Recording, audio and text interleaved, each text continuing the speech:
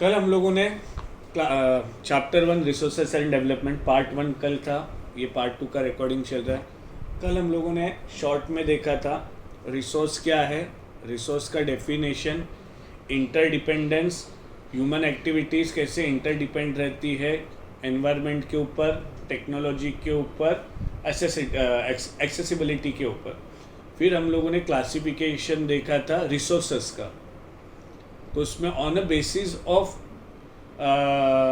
Classification हम लोगों ने क्या क्या देखा था, ओनरशिप देखा था, बायोटिक अबायोटिक देखा था, फिर डेवलपमेंट स्टेटस के हिसाब से देखा था। बहुत अलग अलग क्लासिफिकेशन देखे थे। अब जो टॉपिक स्टार्ट होता है वो कुछ ऐसा है, डेवलपमेंट ऑफ रिसोर्सेस।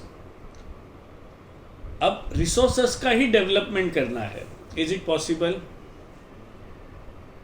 तो यहाँ पे वर्ड क्या आना चाहिए था एक्चुअल में, कंजर्वेशन ऑफ रिसोर्सेस।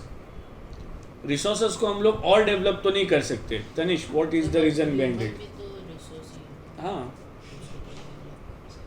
हाँ, तो सब रिसोर्सेस को नहीं कर सकते ना।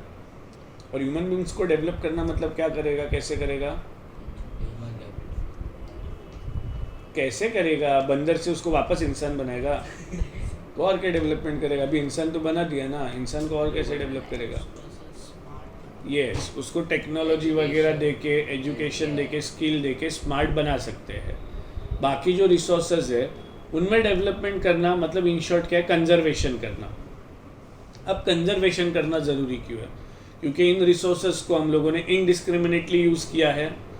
इनडिस्क्रिमिनेटली यूज़ करना मतलब जैसे तैसे जितना मिल रहा है हार्नेस करना, एक्सट्रैक्ट करना, उतना हम लोग रिसोर्सेज को हार्नेस कर रहे हैं। रिसोर्सेज को हार्नेस करके हो क्या रहा है? हाँ ठीक है, डिप्लीट हो रहे, वेरी गुड आंसर। और ह्यूमन बींग्स रिसोर्सेज को हार्नेस से एक्सट्रैक्ट क्यों कर रहे हैं? Use, yes, for development. क्योंकि मैंने क्या बोला था, रिसोर्सेज और डेवलपमेंट ये दो वर्ड्स हैंड टू हैंड जाते हैं। तो रिसोर्सेज को डेवलप करेंगे मतलब क्या है, रिसोर्सेज को कंजर्व करना है। क्यों कंजर्व करना है? Because of indiscriminate use. अगर हम लोगों ने अगर उसे सस्टेनेबल डेवलपमेंट की तरीके से अगर यूज़ किया तो फ्यूचर जनरेशन के लिए भी रहेगा और प्रेजेंट जनरेशन का डेवलपमेंट भी होगा। समझा? तो यहाँ पे जो टॉपिक है, मेरा एक्सप्लेनेशन का मेथड ऐसा है कि एनसीईआरटी का लैंग्वेज थोड़ा अलग रहता है। वो लैंग्वेज क्यों है वो एक्सप्लेन करने का कोशिश करता हूँ, तो तुम्हें बाहर ईजीली होता है। तो यहाँ पे तुम्हें क्लियर वर्ड्स में डेवलपमेंट ऑफ रिसोर्सेज के जगह पे समझना है कंजर्वेशन ऑफ रिसोर्सेज। तो अभी जो मैं आगे का पढ़ने वाला हूँ वो सब उसी कॉन्टेक्स्ट में होगा कि इनडिस्क्रिमिनेट यूज़ और रिसोर्सेज अगर ख़त्म हो गए तो क्या क्या प्रॉब्लम्स आने वाली है। तो तुम्हारे जो भी लाइन्स है इन दो ओरिजिन को तुम लोग कंसीडर करके समझने वाले हो। कौन से दो चीज़ें हैं? Indiscriminate use of resource, and अगर रिसोर्स खत्म हो गए तो क्या क्या प्रॉब्लम्स फेस करनी पड़ेगी। तो मैं स्टार्ट करता हूँ। Resources are vital for human survival as well as for maintaining the quality of life. Maintaining the quality of life मतलब डेवलपमेंट। रिलेट हो रहा है ना? It was believe that resources are free gift of nature. तो ये free gift of nature नहीं है, कल के भी रिकॉर्डिंग में आया होगा, एक बार वापस बता देता हूँ। फ्री गिफ्ट ऑफ नेचर क्यों नहीं है? क्योंकि उसे हासिल करने के लिए, हार्नेस करने के लिए, एक्सट्रैक्ट करने के लिए हमें टेक्नोलॉजी लगानी पड़ती है, जिसकी वजह से हमें एक्सपेंसेस आते हैं। As a result human being use them indiscriminately and this has lead to the following major problem. Line relate हुई सब जो मैंने पहले एक्सप्लेन किया था। फर्स्ट है depletion of resources for satisfying the greed of few individual. There is difference between need and greed. Need क्या है? रोटी, कपड़ा, मकान, ये नीड है। बट लैविश घर होना चाहिए, दैट्स ग्रीड। एक आदमी के लिए, 4 लोगों के लिए एक छोटे घर में भी लोग रहते ही है, और ये बड़े फ्लैट्स है, तो ये क्या है? ग्रीड है। It's not a need. तो घर, समझ में आया? तो नीड के लिए गांधी जी की भी एक लाइन है, अपनी मदर अर्थ के पास इतनी चीज़ें हैं कि वो हर इंसान की नीड को सेटिस्फाई कर सकती, ग्रीड को नहीं। अब ये अंबानी भाई साहब इतने बड़े घर में रह रहे हैं, इतना इलेक्ट्रिसिटी वगैरह यूज़ कर रहे हैं, ये ग्रीड है, लग्जरी है, शो ऑफ है। तो नेचर को हार्म होगा ही ना, अननेसेसरी इतनी जगह ऑक्यूपाई कर ली है उसने, राइट और रॉन्ग। तो ये जो फर्स्ट पॉइंट है, depletion of resources for satisfying the greed of few individual. अब फ्यू इंडिविजुअल क्यों? क्योंकि अमीर लोग ही ग्रीडी रहते हैं, गरीब को क्या है, रोटी कपड़ा मकान मिल गया वो खुश है, और उसके साथ रात को एक कुछ स्पेशल चीज़, तो नींद भी अच्छी लगेगी, बराबर के नहीं? हंस क्यों रहे? ठीक है। Second, accumulation of resources in few hands which in turn divide the society. अब ये हम लोग थोड़ा सिविक्स की ओर जा रहे हैं। सिविक्स की ओर कैसे जा रहे हैं कि सोसाइटी में डिवीजन नहीं होना चाहिए on a basis of haves and haves not और रिच एंड पुअर। डिस्क्रिमिनेशन कब डेवलप होता है? जब दो कैटेगरीज डेवलप होती है, और जब दो कैटेगरीज डेवलप होते हैं डिवीजन डेवलप होता है। डिवीजन डेवलप होता है तो प्रॉब्लम्स डेवलप होते हैं, क्राइसिस डेवलप होते हैं। तो अभी जो ये रिसोर्सेज है सबके हाथों में तो नहीं है, कुछ ही लोगों के हाथों में है। तो कुछ लोगों के हाथों में होने की वजह से प्रॉब्लम क्या होगी? तनिष जोर से बोलो। कुछ लोगों के हाथ में नहीं होगी। हाँ, तो क्या हुआ? अरे डिवीजन हुआ ना, डिवीजन की वजह से क्राइसिस हुआ। मेरी लाइन रिपीट करने तुझे। Now indiscriminate exploitation of resources has led to the global ecological crisis. Global ecological crisis मतलब क्या है? Ozone layer depletion. ये सिर्फ एक कंट्री को नहीं, ग्लोबली सबको इफेक्ट करने वाला है। ग्लोबल वार्मिंग ग्लोबली सबको इफेक्ट कर रहा है। तो ग्लोबल मतलब पूरे वर्ल्ड को। इकोलॉजी, इकोलॉजी मैंने बहुत बार एक्सप्लेन किया है। इकोलॉजी मीन्स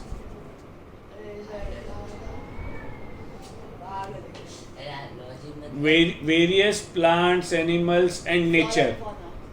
सिर्फ फ्लोरा एंड फौना नहीं, नेचर भी।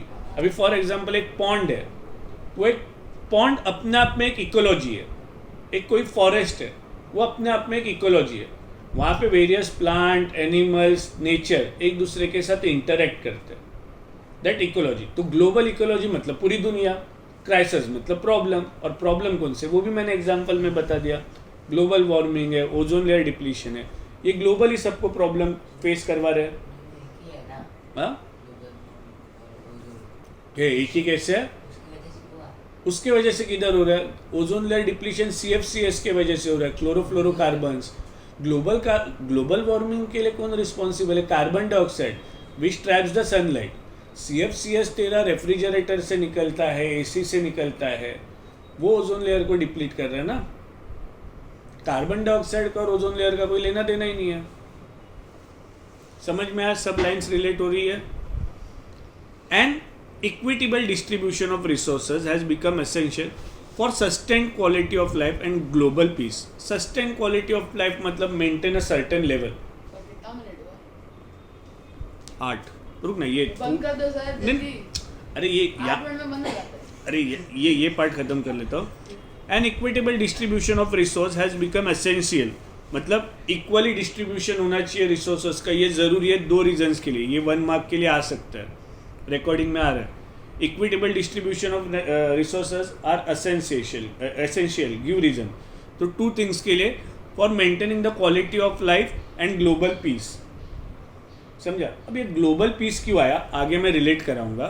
क्योंकि ब्रिटेन, देख मैंने कई बार बोला है कि कभी अपन ऐसे बोलते हैं कि अमेरिका घूमने जाता है, हम लोग क्या बोलते हैं? अगर टूर जाना है तो कहाँ जाएंगे बोलते हैं? यूरोप में।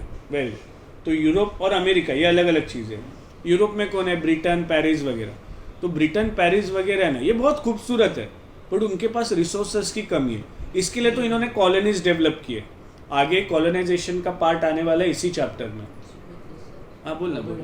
हाँ क्या क्या? हिस्ट्री आ जाएगा। हिस्ट्री नहीं, वो क्या कहना चाहते हैं, कुछ लाइन ऐसी है। पॉज कर।